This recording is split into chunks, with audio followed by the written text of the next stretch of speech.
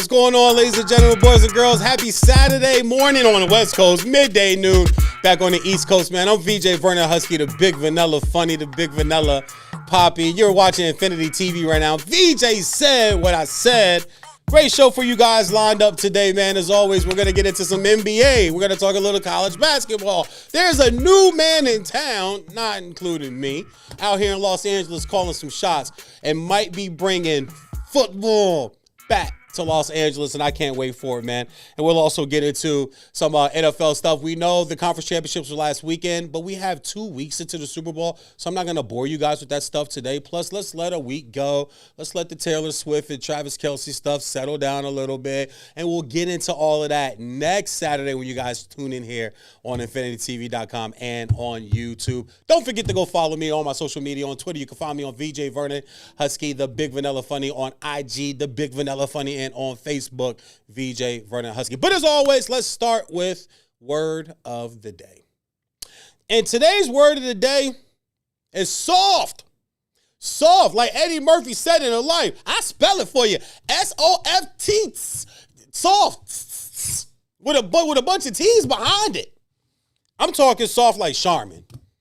I'm talking soft like newborn baby skin. You know what I'm saying? I'm talking soft like grandma's bread pudding on a Sunday afternoon at Sunday dinner after church back in North Carolina. Grandma's sweet potato pie fresh out of the oven back in Ingold, North Carolina. My grandmama, Ambry Spearman, made the best damn sweet potato pies. I used that recipe, took one over to Fox Sports Radio. Gone. They crushed it. It was so good, VJ. You made that? Of course I did. Didn't think I did when I did. I didn't think I didn't when I did. It's my grandma recipe. Soft. It's so soft. Melts in your mouth. I'm talking soft. I'm talking soft like fresh croissants when you go visit Francois. That's French. I told y'all I'm bilingual. But anyway, soft is the word today. And that's because in life, soft can be good. Soft can be bad. You want your toilet paper to be soft. I don't want no hard, rough toilet. Are you kidding me? I use baby wipes. Nice and soft, moist. Cucumber and aloe. Oh, my God. It's great. If you're not using, listen, if you're a grown man and you're not using baby wipes, you got a problem. They're not just for babies. I just call them wipes. I don't call them baby wipes. I ask my wife, where's the wipes? Not where's the baby wipes, because I need a pack in the bathroom for me, too. I'm talking that type of soft. That's a good soft.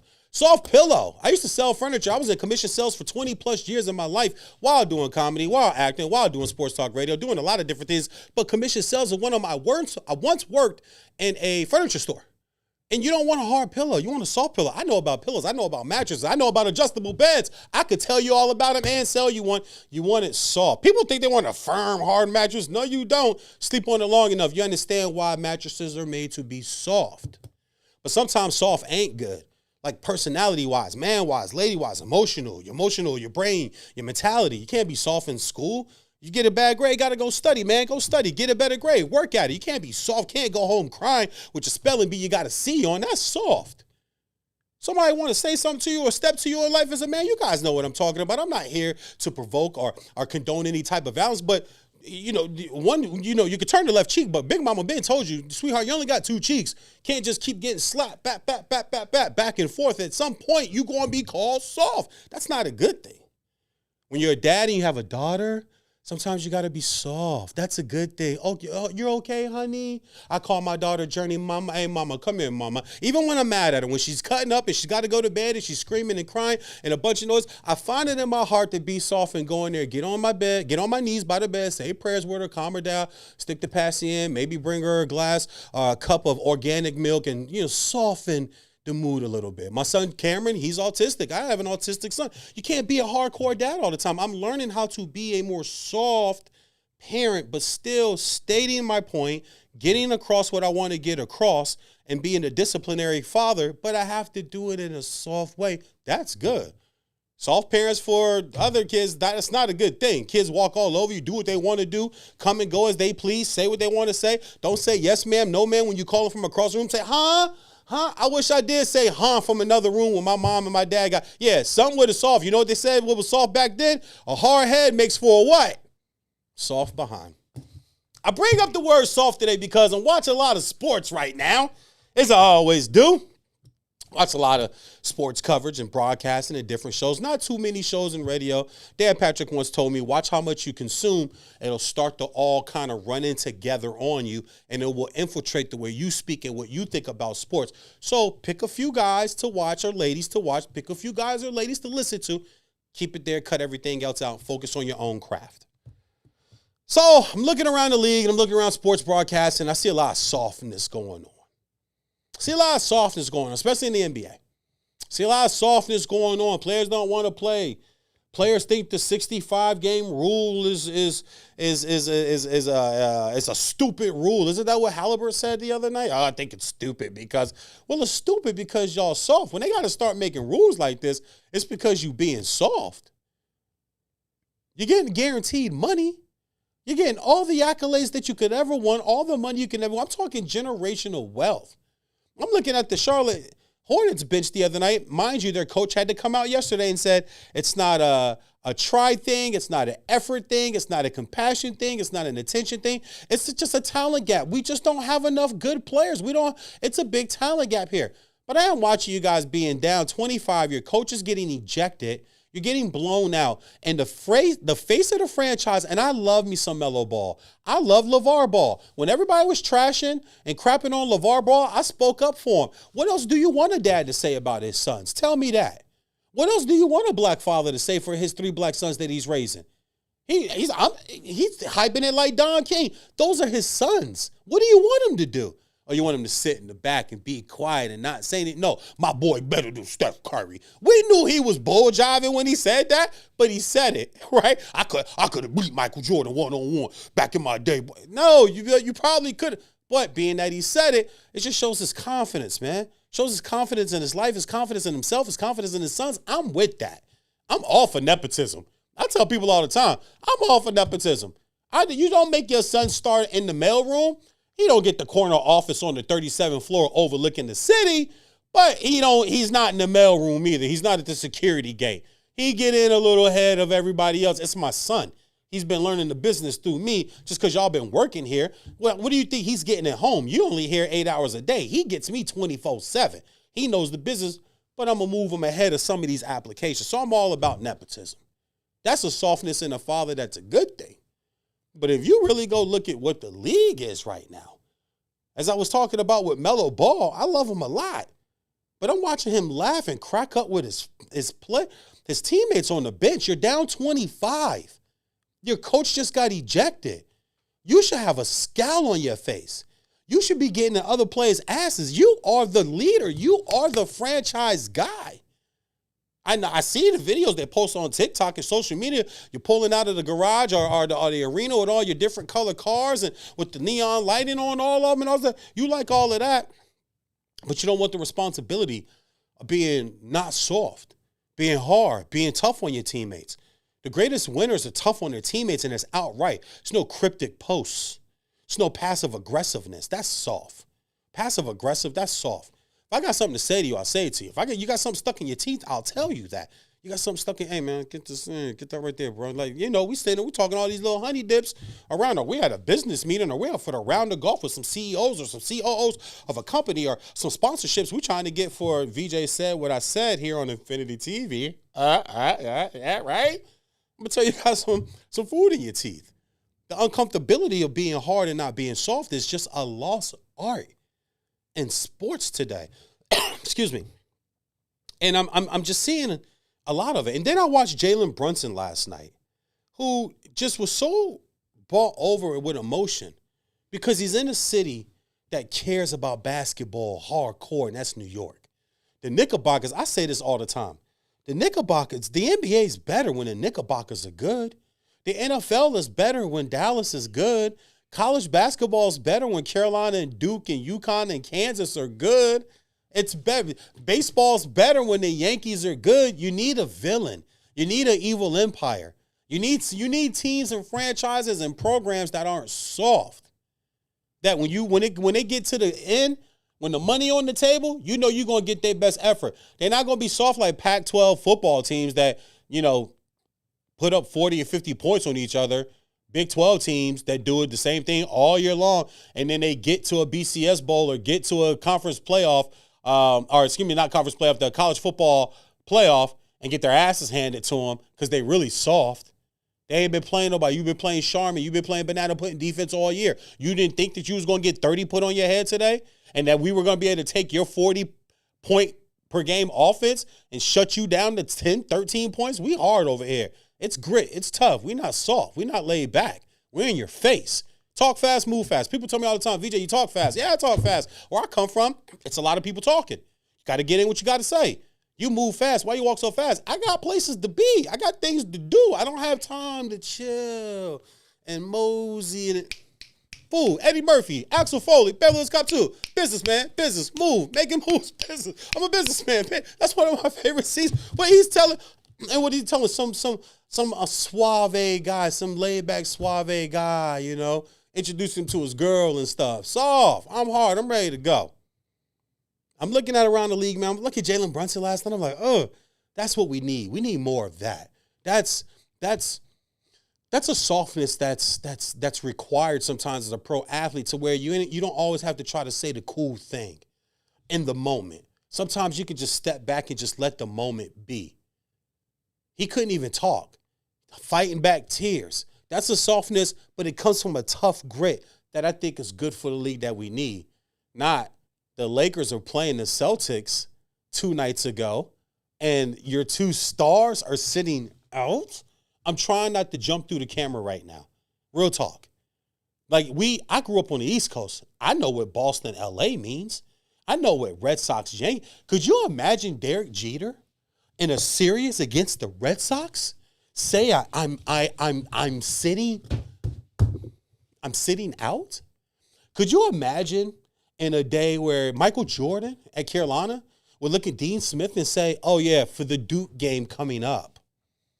Could you imagine Grant Hill, Jay Williams, Shane Battier, Mike Dunleavy? I mean, you name them. You want to just go down the list. Could you imagine any of those guys looking at Coach K and saying, I'm sitting out? Could you imagine the UCLA? Let's stay in LA. Could you imagine anybody from the Dodgers when the Giants come up here? I don't condone violence. Have you ever been to one of them damn games? I'm either leaving early or I'm staying around till 80% of the parking lot is gone. I'm either leaving early for the San Francisco Giants game, leaving early, or I'm hanging around and just chilling.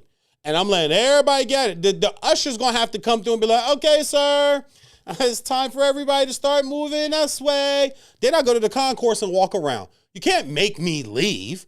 I'm going to go take pictures with these statues and all the stuff. If you ever go to Chavez Ravine, there's a lot to take a picture with. I'm going to do all of that, but you can still see the parking lot. About 50% still full. Nope. Too many crazies still out there. Could you imagine a Dodger player for that series? Freddie Freeman, Mookie Betts, Shohei? You know what, coach? I'm going to sit this one out.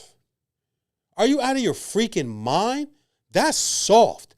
And what I hate about that most, about that type of softness, is it's seeped into society. We okay that now. Well, the load he's carrying or the load they're carrying, or, I mean, come on. Everybody needs a break. I'm a parent. You know the one thing I've yet to say in my life as a parent, and I'm not knocking any parent that said it, I have just yet to cross this, is I need a break. I might need a daddy moment, round of golf, couple of beers and shots of tequila, a few games of pool and some darts. Yeah, but a break? I don't need a break from my kids. I miss my kids. I miss my kids after a few hours. I'm here shooting my show now. Jeff, the CEO of this company, will tell you, what do I say to him when I'm leaving here? Yeah, man, let me get on home to these kids. It's Friday. Let me get on home to these kids Saturday morning. Let me get on home to these kids, man, and enjoy our weekend. I don't need a break. When you love something, you have passion for, all that soft-ish goes out the window. The passion's just not there no more in sports. And it's not just basketball. There's other sports too. I like football, soccer, UEFA, Champions League. What's the other the leagues? I'm sorry, La Liga, Serie A. I love soccer. But you see them dudes be flopping. You see how them guys be flopping and rolling all around on the ground. It's like, come on, man. We got to get back to just some tough living in the world today, man. And lastly, even in this business, some of y'all getting soft. I'm trying to play nice. But I got a different platform now. I'm trying to play nice. If I get one more text message from one of you soft-ass sports talk dudes because of a tweet or because of something, first of all, I didn't even know you cared. I didn't even know you knew I existed. But I'm looking at my phone reading something like, dude, why are you worried about me? Little old VJ? Well, my boy Carlton Mack told me a few weeks ago, he goes, that's the problem, homie. You're not just little old VJ. That's why I got to him. But he's still soft. Stop being soft, man. Let's toughen up. Listen, we're going to take a quick break, pay some bills. When we come back, though, I want to get into hometown LA Laker basketball, trade deadline stuff, what it used to be, what it is. And I might got a little bit of a victory lap for y'all, man. VJ said what I said, man. We're off and running on a beautiful Saturday today on Infinity TV. Y'all sit tight, man. We'll be right back. Hey everyone, I'm Neko Gumike with the LA Sparks, and you are watching Infinity Television.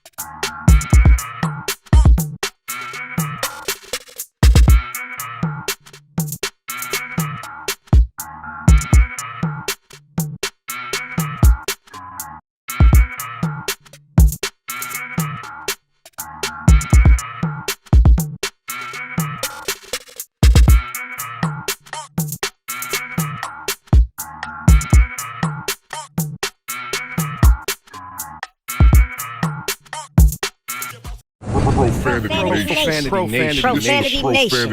A podcast for the fans, by the fans. Dive deep into the topics the other shows miss. Raw and uncensored. And he's going to play team ball. His legacy is at stake. Rare, hard-hitting interviews with players, coaches, and you, the super fans. I'm not hating. I'm like, okay, cool. Good. 3 championships in 5 years. He's more than good, bro. Profanity Nation. Listen live or subscribe on your favorite podcast platform.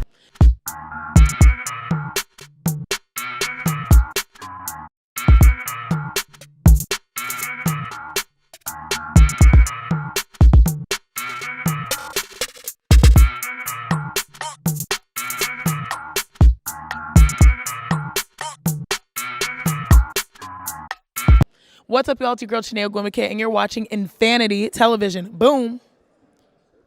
Shout out Infinity Television. This is Juju Watkins. See y'all.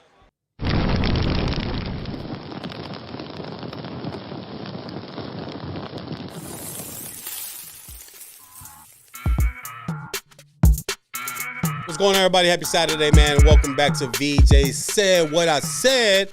Because I'm going to say what I say. And I'm going to mean what I mean when I say it, man. If you don't like it, I don't know. I don't know what to tell you. Go the other way with it. Anyway, let's get into some NBA news right now. Also, too, don't forget to follow us.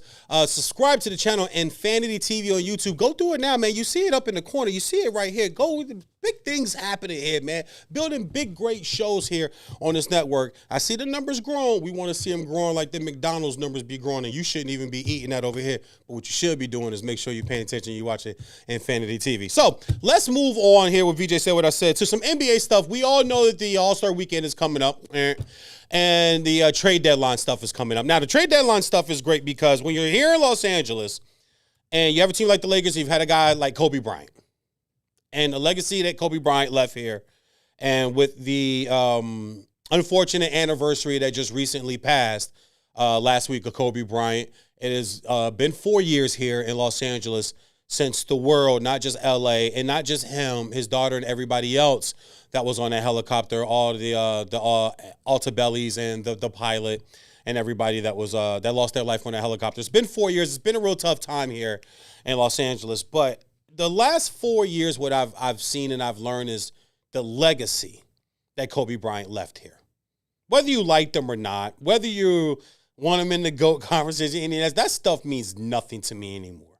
Because when you put the tape on, you got one of the best in the world that ever did it.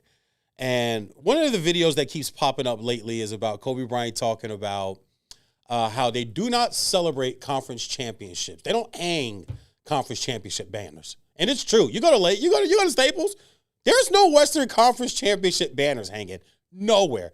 I've been to 10, maybe 15 different NBA arenas.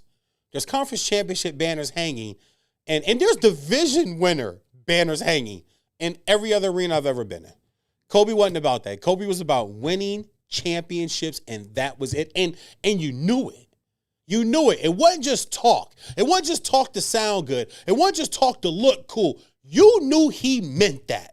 That's all it was about. Conference championships, losing in the finals. He talks about walking off the Boston Garden floor with the green and white confetti falling and being stuck to his sweaty skin, being blown out by 36 points. He talks about that. There's other people that run away from it. He talks about the hard times here with him and Shaq, the sit down between him and Shaq, the conversations that was started, man, the stuff that was come up that guys like me knew all along, years and years and years at the barbershop. I took the biggest victory lap of my life up until that point about sports talk when Kobe and Shaq finally sat down and had their talk, because a lot of stuff they were agreeing on and Kobe was saying about Shaq, I was right when I was saying it in barbershops and in gyms and everywhere else across this nation where I've been traveling my whole life. That brings me to today. And what we saw over the last 48, I would say to maybe 72 hours. We know the trade deadline's coming up. We keep hearing about Darvin Ham. We keep hearing about all these other guys. Let me be the first to reiterate what I said 3 years ago over on Fox Sports Radio and every year since then on Fox Sports Radio, whether I'm sitting in for people on different shows or whether I'm doing Martin and Veejay that comes on Saturdays, 5 to 8 West Coast, 8 to 11 on the East Coast, on Fox Sports Radio. The Lakers right now need to trade LeBron James. Period. I don't care what else you add. I don't care what you get back. You'll get something back because there are owners out there who believes that he's gonna get you tickets. It's gonna fill seats up. You might have a shot with LeBron. It's over. He's done. And let me tell you why he's done. Because the whole emphasis of today's show, the word of the day, is soft. I don't think I've ever seen a softer, major superstar than this guy who ran from Cleveland, couldn't get his way in Miami, ran back to Cleveland, and then when he was done with Cleveland, he realized that he couldn't beat Golden State. Cleveland ran from Cleveland and came to L.A., and I've always said since day one, and I know people don't like this, but it's just my opinion, but I have things to back it. I thought if you really wanted to make a change in this city, if you really wanted to make a change in your legacy, you could have went to the Clippers. I mean, you're the GOAT, right? No matter where you go, you win. That's what they say, right? Isn't that the narrative? Well, wherever he goes, he wins. He makes players better. Makes players better. Really, do you? No, I think you actually shrink people that you play with. Who have you ever made better? Wade got blamed. Bosh got blamed. Kyrie was the only guy that said, you know what? Yeah, I'm good. I'm good on this guy. I'm good on, and you killed him. Why would you want to leave LeBron James? That's crazy to leave. What did you do before LeBron James got nothing? He didn't do anything. Yeah, you're right. But doesn't mean that, yeah, I'm good. Does he have that ring in Cleveland without Kyrie? No. The Lakers have to do this. Jeannie has got to summon something from her father who once traded Shaq. If you got, Shaq said it himself. He found out on TV. He has been traded. I got my car, my truck. I drove down to the stadium. The security met me right at the gate. Can't let you up, big fella. Yeah, you're gone. You're done. You're gone. You wanted to throw me under the bus? Shaq talks about showing up in the preseason and dunking or getting a bucket, running by, telling Dr. Jerry Buss, give me the money, give me my money, pay me. You think you can embarrass Dr. Jerry Buss that way? You think you can challenge Dr. Jerry Buss that way? Cap never did it. Magic never, they knew better. Pat Riley didn't do it. He knew better. I mean, I could go to Sedale 3, Nick Van Axel, Eldon Campbell, Eddie Jones. You want me to keep the Vlade Divac? You want me to keep naming them? They all knew what was up. Shaq tried it. Was like, okay, yeah, you got your ring in Miami, but bye-bye. I said bye-bye. That's what they need to do with LeBron James. This has been an epic failure. Nobody wants to admit it. Nobody wants to say, but it is the fact. Let's just get real. Let's just put real fact out. If, not for, I'll say not for. Not for a 4-month, I don't like ifs. I always say that, so I try to stay away from it. Not for a 4-month break in the COVID year and a push of 23, I think it was 23 to 25 games or something like that down in the bubble. Let's get real, guys. This is an epic failure. 19-18, 55 games. In 2018-2019, sorry. 55 games, 28-27. And 2019-2020, the COVID year, 67 games that he's played, 50-17. 2020-2021, 45 games, 30-15. 2021-2022, 56 games, 25-31. 22-23 last year, 55 games, 30-25. This year so far, 44 games, 23-24. There is not a person on planet that can have these type of stats and chemistry issues with every coach, with every other player, and it'd be okay. It would be okay. But for some reason, we've made it okay for LeBron because, of course, he's going to tear your franchise down. I told you guys when his plane landed at Van Nuys Airport, which I literally live 5 minutes from, I see the small private planes over my place flying and taking off every day. You can hear them all day, every day. My son Cameron loves to go outside and look up at them. He loves planes. Right at Van Nuys Airport. When his plane landed, my first quote on Fox Sports Radio, on national radio, my first quote was, how long before you guys start blaming Magic? Magic walked out in the middle of the damn day when he was supposed to get ready for a meeting and said, I'm not going to be there. Then I said, well, how fast before you guys start blaming the coach? Frank Vogel actually got the bubble ring, but the following year when things started to fall apart, now it's Frank Vogel's fault again. So now you bring in Darvin Ham and all these other players around. Russell Brody, LA's own, Inglewood born and raised, grew up going to the parades for the Lakers winning championships. Bring them back home. You wanted them. You told the front office, go get them. And then you sat and watched the media and guys like Shannon Sharp and some of these other guys tear him down in the name of you and Clutch. Because, of course, a lot of these guys work for Clutch. That's why they have to sit on TV and say the stuff they say. I don't, so I don't have to say that stuff. I could just bring y'all the real, which is what we do here on Infinity TV, and VJ said what I said. They got to trade LeBron now. This has been an epic failure. Who are you blaming now? Now, is D'Lo fault? I got into a heated discussion about this like last week with somebody. D'Lo is 16-7 right now. 7 dimes, 6.5, 7 dimes, 16. Dropping 30-plus point games, shooting 47% from the field, 43% from the three. How the hell is D'Lo a problem? You guys just look for everybody else but him. He has zero accountability. Now we fast forward to, should LeBron ask out? I heard Chris Broussard say this on his show with Nick Wright on their television show. I heard them say this. I laughed as hard as I possibly could. Now is, should he ask out? There's no accountability from a lot of media people to him. There's no accountability from him. He is going to tear, and he already has started tearing this Laker franchise to the ground. And the reason why I speak so passionately about it, because I may not be a Laker fan, but Kobe Bryant was my favorite athlete of all time. And I respect great sports franchises. I don't care. I hate the Patriots, but I respect what they did as a Dolphin fan for 20 straight years. I wish my damn favorite team would have did that. I respect the Yankees. I can't stand them. I respect what Duke's been able to do with Coach K there all those years, even years they look like they shouldn't be good. Being able to recruit these guys, I know there's some referee stuff and you get some calls, but I do believe everybody in sports gets calls at home from time to time. Some franchises or programs in college more than others, but I do think home cooking exists for everybody.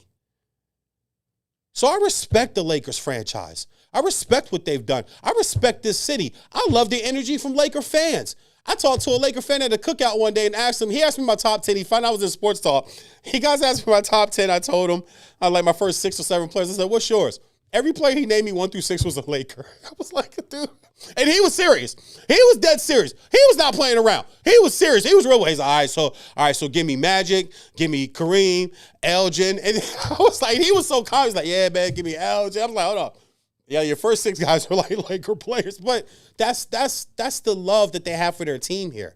And I also predicted that LeBron's the type of guy, he'll change the franchise because the TV and the media and social media is going to keep repeating the same thing over and over again, and you can't run from it as much as you want to. The Lakers have got to trade LeBron James. I said it first 3 years ago when he came back from All-Star Weekend after bigging up every other GM, and Rich Paul had to go and make good with Jeannie after that. Got to move him now. AD And D-Lo is your Batman and Robin moving to the future. I'm telling you guys, you could get a lot for LeBron. Trade deadline coming up. Everything I'm hearing from very credible people is that LeBron's name is out there. The genie is thinking about moving him. Wow. So stay tuned for that. Get him out of here. Get him out of here. We don't want him here anymore. Laker fans smart enough. We'll be right back, man. VJ said what I said. Infinity TV. When we come back, we going to get into some more NBA stuff that's kind of got me a little riled up. This feels like a basketball day today, man. Y'all sit tight. Veejay Vernon Huskey said what I said. Hey everyone, I'm Neko Gumike with the LA Sparks, and you are watching Infinity Television.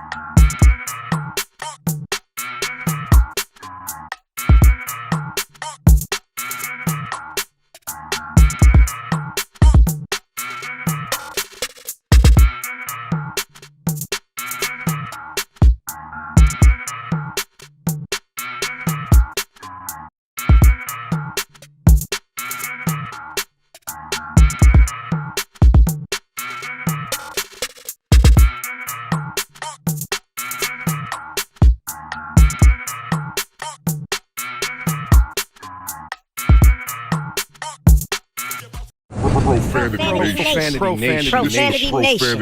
A podcast for the fans, by the fans. Dive deep into the topics the other shows miss. Raw and uncensored. And he's going to play team ball. His legacy is at stake. Rare, hard-hitting interviews with players, coaches, and you, the super fans. I'm not hating. I'm like, okay, cool. Good. 3 championships in 5 years. He's more than good, bro. Profanity Nation. Listen live or subscribe on your favorite podcast platform.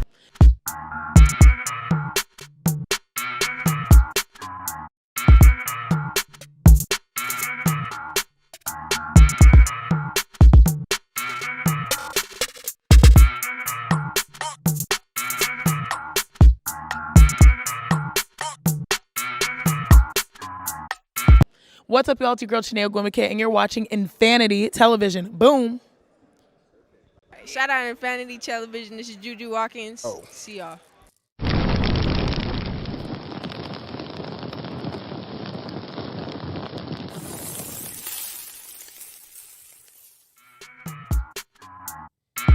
Veejay Vernon Huskey here, man, hosting VJ Said What I Said on Infinity TV. Happy Saturday, everybody out there. Appreciate you guys joining. As always, don't forget to go to YouTube, infinitytv.com. Also, too, on your YouTube, make sure you subscribe to the channel. We see the numbers growing.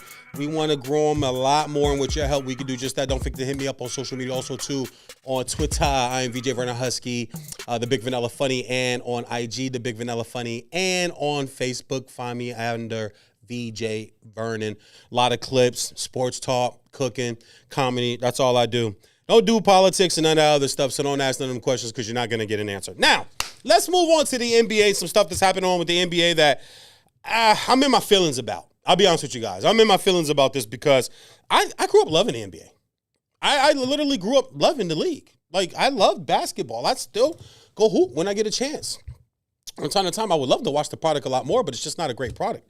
And I'm watching some of these scoring things, some of these scoring rampages that are going off that's got me really scratching my head and confused. Like, who's playing defense? Who's assigned to guard this guy who's slow as molasses on a cold winter morning, back east? Who's guarding this guy that's getting 70 points? And I start to look at some of the numbers, guys, and some of the things and some of the scoring that I see happening. This is not good for the league, okay? Defense is down. You can't guard, you can't touch, you can't do anything. That's how guys like LeBron James is able to still put up these astronomical numbers, which aren't really astronomical, because he's in year 2020. Anybody that's real can look at this and tell, the leading scorer in the NBA is averaging 35 a night. Embiid falls more than the autumn leaves off of trees back in Virginia in the fall. Are you kidding me? This is what we're looking at today. He would get dusted by an Olajuwon or David Robinson or even a Rick Smits would give him work. A young Orlando Shaq, oh my God. That leads me into guys like Dr. J, who I look at, and I'm so sick and tired of hearing people disrespect a man like this. If I hear somebody else disrespect Dr. J and you keep pushing him down your list because you want to try to put guys in today up there, you're talking about the man that was the number 1 pick in the NBA and the ABA playing with the Virginia Squires, who was dropping 33 and 34 points back in the early 70s. Oh, but that was against plumbers, right? But all of those guys like George Gervin, the Iceman, the finger roll, the Iceman, you got a guy like George Gervin who was dropping buckets like that back in the day, who was a scoring champion. He's a 3-time scoring champion. Like, the disrespect that I hear guys do when it comes to certain players like that really, really bother me, really get to me. To me, Dr. J's a top 10 guy. How isn't he? But, of course, in today's world, we want Steph Curry and we want Shaq and all these guys. Shaq's not a top 10 player. Sorry, guys. I love Steph Curry, but it's hard for me to really put him there. I look at a guy like George Gervin. I have some of his 4 scoring titles. Sorry, George Gervin, 4 scoring titles. 2 of them were at 30 points plus. One was 33 a night. I mean, you had the guys back then. You think about Dr. J, he averaged 32 in 1973 for the Virginia Squires when he was down in the ABA. And you're telling me these guys went and dropped 40, 42, 43 a night now? There's 4 or 5 guys that are over 30 points a night right now with no defense being played. Put hand check back in the NBA. Put the forearm back in the NBA. Put the no layup, unwritten rule, right? It's like baseball unwritten rule. Guy showboats or after, a home run or whatever, all right, we're going to hit you. Or in hockey, you cheap shot our star, we're going to put the goon in, and we're going to have the goon go after your guy and start a fight within 10 seconds. Drop the gloves. Let's go. Ding, ding. Fight. Right off the break, boy. It's an unwritten rule, right? Basketball, same thing. The bad boy Pistons talked about it with Michael Jordan. Tap, tap, tap, tap. Yeah, you guys ever watch the 30 for 30? Bad Boys? Watch it. That'll really let you really respect Michael Jordan. Real talk. Regardless of what they say, I know a lot of these guys didn't like him or Isaiah Thomas and everything. But just watching that from the outside looking in, you go, damn, that's what Mike went through? That's what Mike went through? Another guy talking to you about, man, excuse me, that's from that era a little later is a guy like Gary Payton. And these are just names the other night I'm prepping for the show, and I want to grab some names that don't get talked about a lot. But you got to think about a guy like Gary Payton. Gary Payton went toe-to-toe with Michael Jordan. I mean, in his face, okay? Toe-to-toe with MJ. I don't care. I know MJ laughed at him when on the 10-part special that they did. I forget the name. The Last Dance. I know MJ laughed, when he was watching the iPad and Gary Payton talking about, I figured him out and things like that. Mike's not going to admit it anyway, but that series was 3-0, Gary, glove. But I get what you're saying, GP. You're like, hey, don't talk like we was just being walked over. We was a cakewalk. We gave the Bulls all they wanted, but Mike won every series in 5 or 6. He won every finals in 5 or 6. But even when I look at a guy like Gary Payton, guy from Oakland, 6'4", people forget he's a top 5 draft pick coming out of Oregon State. If he played in the guard position today, he won Defensive Player of the Year. Show me the point guard in the NBA today that can win Defensive Player of the Year. Maybe Jalen Brunson. I like that guy. But Gary Payton, the glove, in today's game, he can't play defense. He probably wouldn't even be effective in today's game. He can't play no D. And he's from Oakland. Them East Oakland kids, they talk trash. Like, they talk. He grew a talk. Like, face-to-face with the greats, with the legends. Didn't back down from nobody. Got to a finals. Ended up winning a ring, too, I believe, 04 or 06. Like, he was on the Heat team. So, 06. Won a ring in 06 with the Miami Heat. So, he's got the championship. But the players today, also, too, some of the scoring that I'm starting to see here. Let me just throw some of these numbers out to you guys, too. Since 2010, when defense went way down, all right, there's been 11 guys that were the leading scorer of the NBA with 30-plus points within that season. 11 guys. From 1975 to 1990, there were 12 guys. So even in a longer span, in a time where defense was tougher, and defense was actually allowed to be played, there were still guys, these greats that you're telling me wouldn't matter today or couldn't play today or playing against plumbers. And I leave the 50s and 60s alone. I really do, because Could John Havlicek be effective? I don't know. I don't. I think Bill Russell could.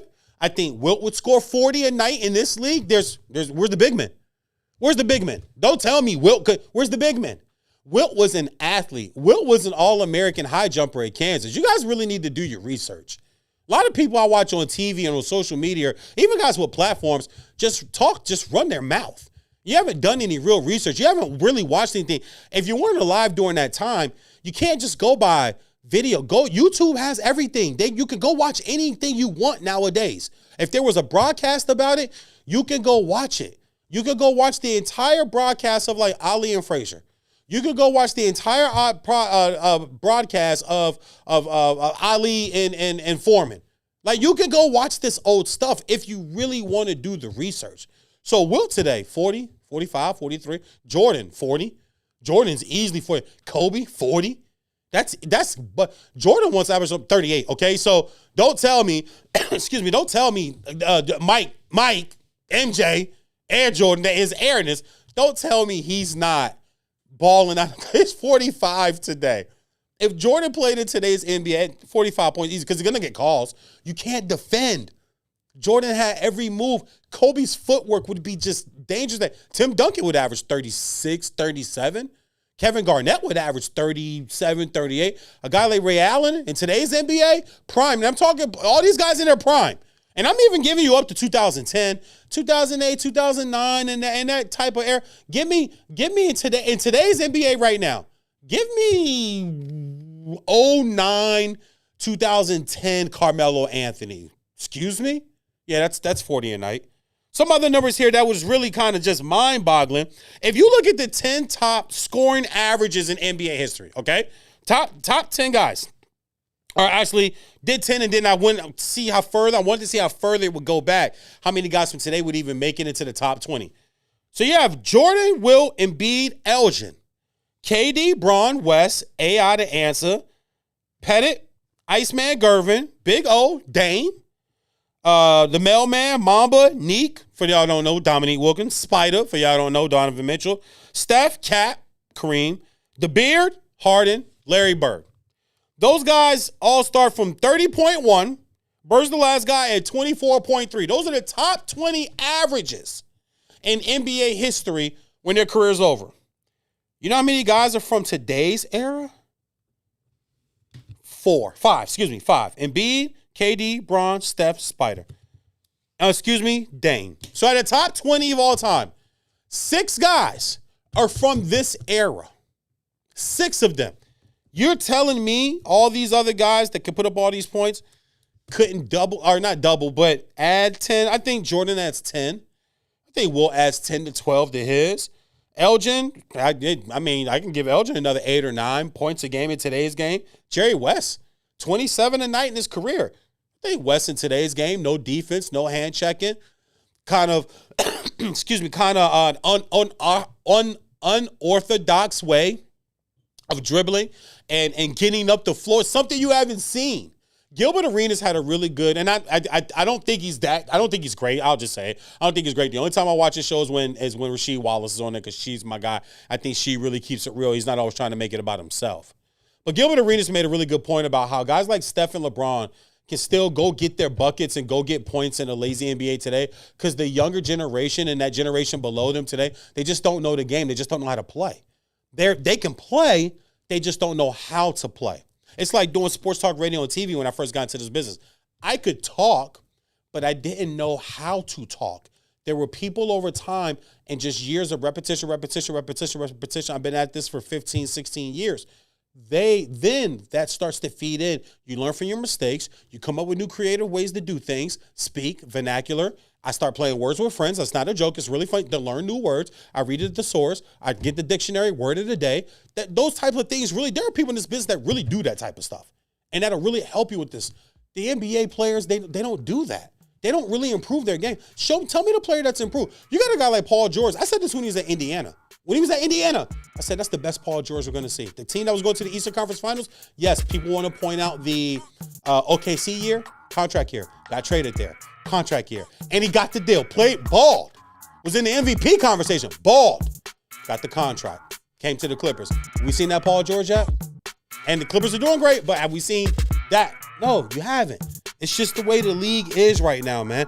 Real quick also, too, I know I'm up against the clock. 299 in 2000, average points for an NBA team, 91.6. This season, 22-23 last year, 114.7. That is a almost 30-point swing in scoring. Don't tell me these guys play the same anymore. I'm not having it. That's all about my NBA talk right there, man. When we come back here, I've got a little something special for you guys that I want to lay on you. We'll talk some NFL head coaching stuff, and then also a moment frozen in time. All that and more coming up on VJ Say What I Said and Fanity TV. Hey everyone, I'm Neko Gumike with the LA Sparks, and you are watching Infinity Television.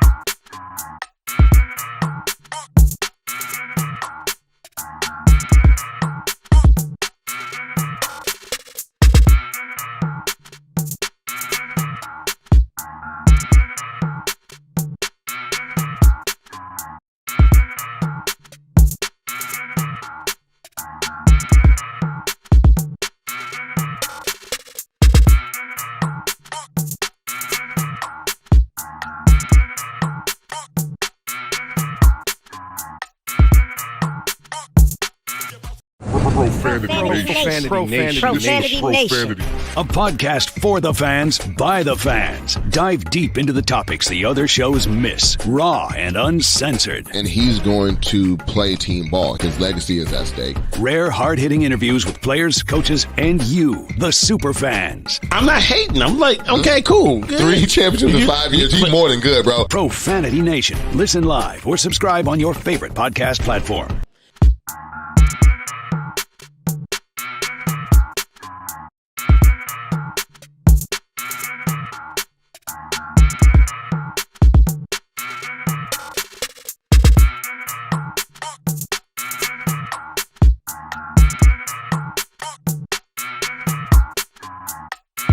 What's up, y'all? It's your girl, Chanel Gwimike, and you're watching Infinity Television. Boom. Shout out Infinity Television. This is Juju Watkins. See y'all.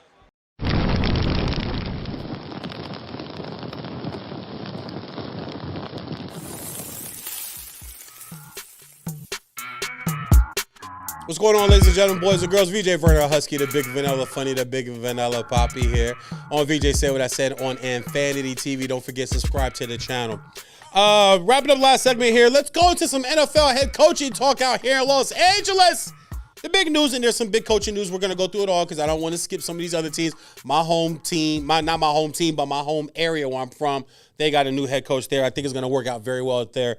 We'll get into that. But the big fish, the big tuna, the big kahuna, the big wave, everything, the biggest name to catch was Jim Harbaugh, John already's got a job. He needs to work on his coaching calls and his play calling when they get the conference championship games. We'll get into that more next week. But Jim Harbaugh has left the University of Michigan after winning a national championship, going 15-0, bringing home an undefeated, reigning, defending national championship to Ann Arbor and the big house and Schembechler Hall, and is now going to dip his toes back into the NFL waters. Yesterday out here in Los Angeles, he was introduced as the new head coach. The Spanos family has nailed it with this. He's starting already to put his staff together. They were talking about getting a shop vac at Home Depot to go in and vacuum out the weight room and change things around, set stuff up, strength and conditioning. He said, look, Sean Slater was in there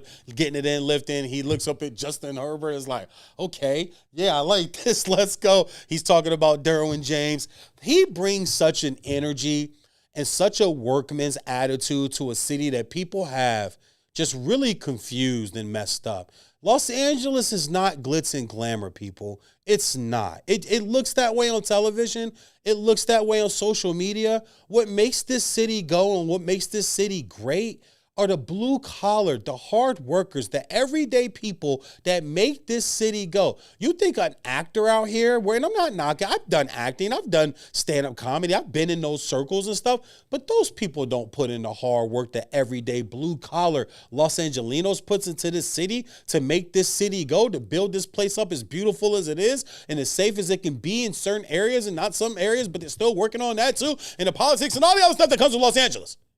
Harbaugh was the perfect guy to come in here for a job that I said last week I didn't think was the best job. But it was the best job for him. He was the best guy for the job.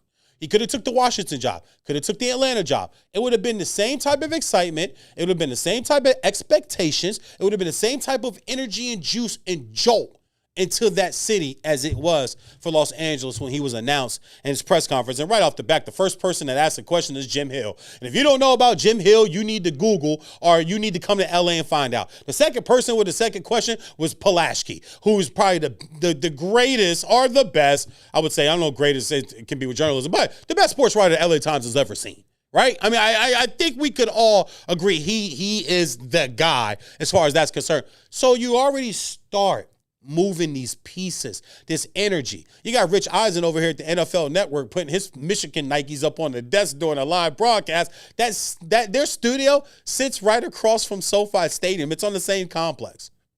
So you're going to have that juice over the NFL Network. He's already making the rounds on all the shows this morning and yesterday, doing all the things that you need to do for the PR and the marketing part of it. But what I really like about this is the fact that he takes over a 5-12 team. Okay, they're going to be more physical immediately. That's just what he does.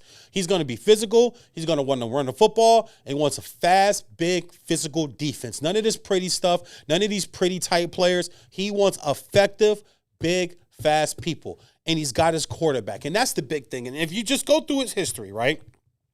Takes over University of San Diego job. They're 1-11. He leads them to back-to-back 11-1 seasons, and they win their first 2 FCS college playoff games ever, okay? 29-6 was his record there. Moves on to Stanford, takes over a 1-11 Stanford team. I had just gotten to L.A. The following fall is when they pull off the upset in the Coliseum when they're, I think it was a 42 or 43-point underdog and won that game. Richard Sherman, I believe, caught the winning touchdown pass because he was playing receiver and corner. He started with receiver, then they moved him to the corner. But Richard Sherman, I believe, caught a touchdown pass or the winning touchdown pass in that game. He finds Andrew Luck, Toby Gerhart, guys like that. He takes them from 1-11 to 12-1. They go win the Orange Bowl.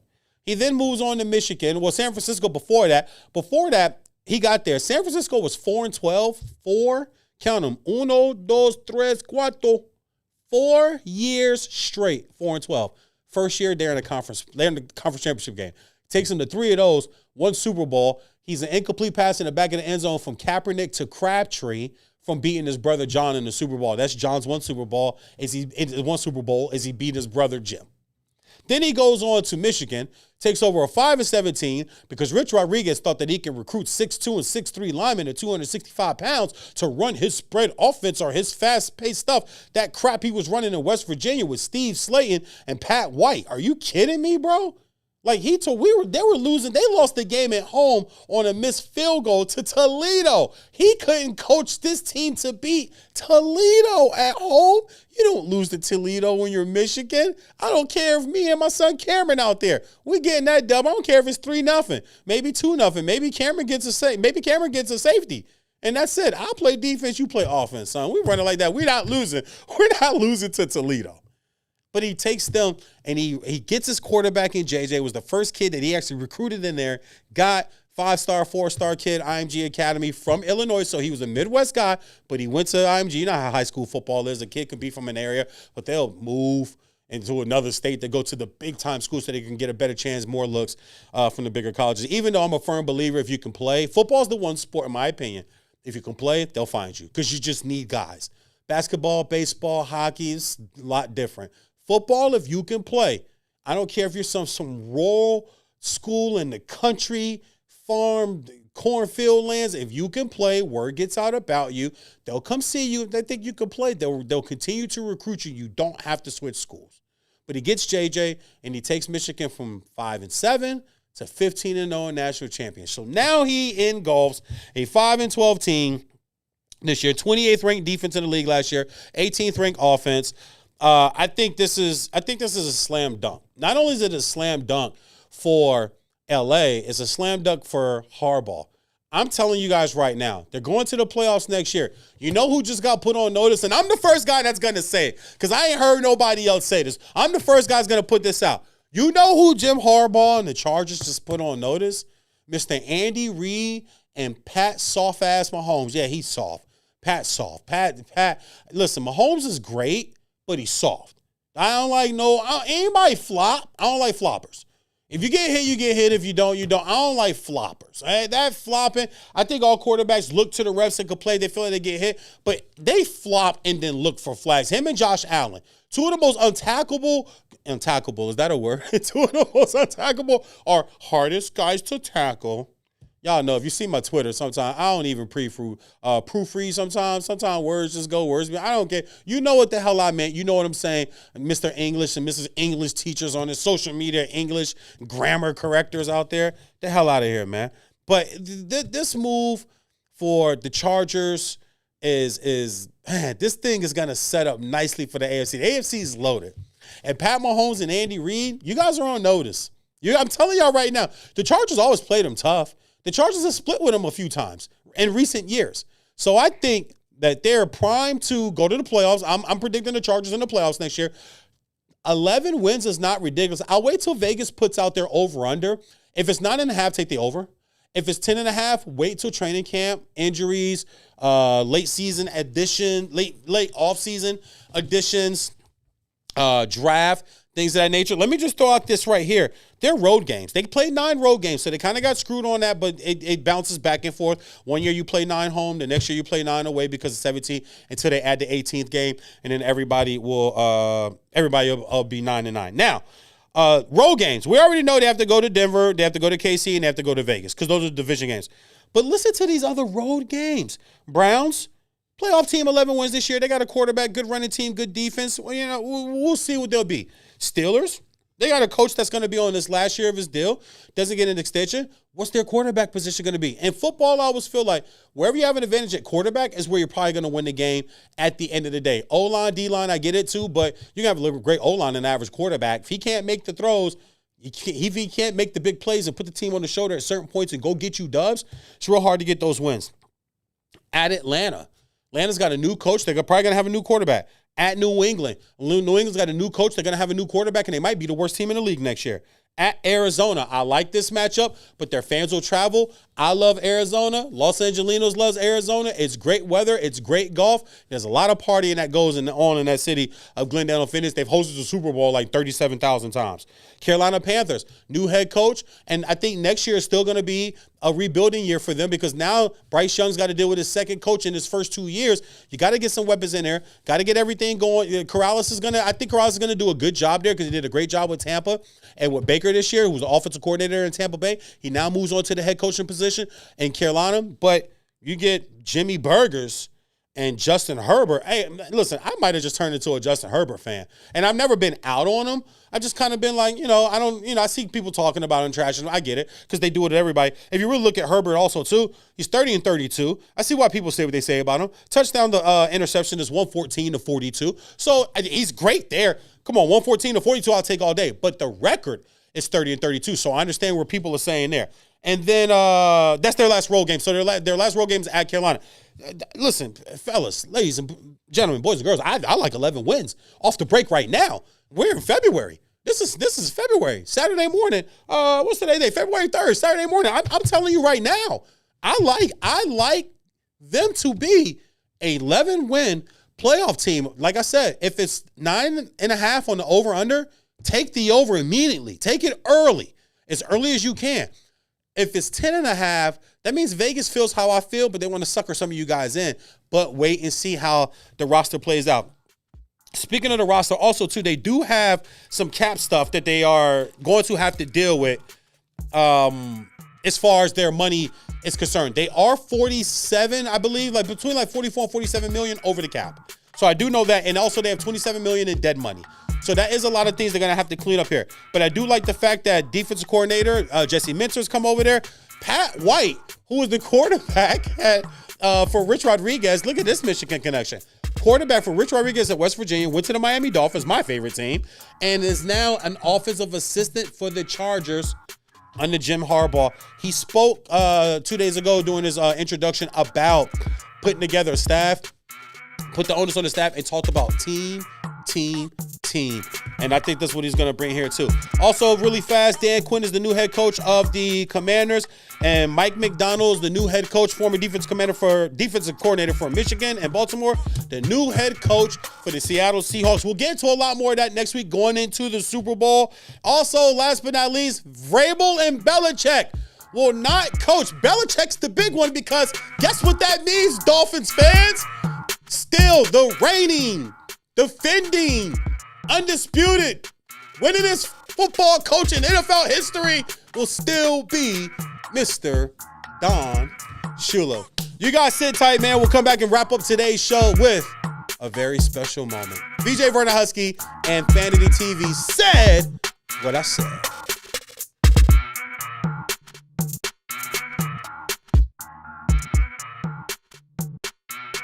Hey everyone, I'm Neko Gumike with the LA Sparks, and you are watching Infinity Television.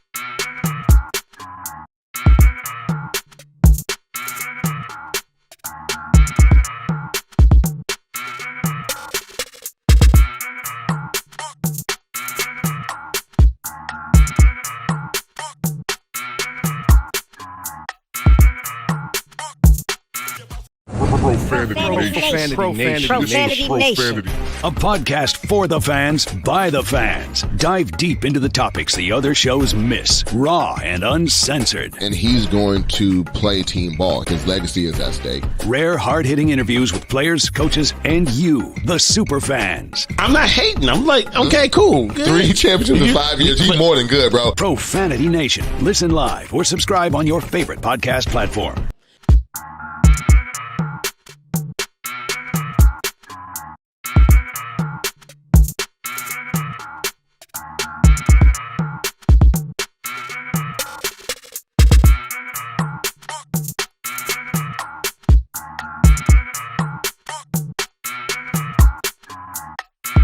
What's up, y'all? It's your girl, Chanel Gwimike, and you're watching Infinity Television. Boom. Shout out Infinity Television. This is Juju Watkins. See y'all.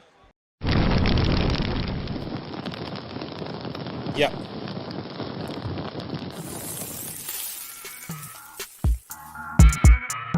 What's good, everybody, boys and girls, ladies and gentlemen?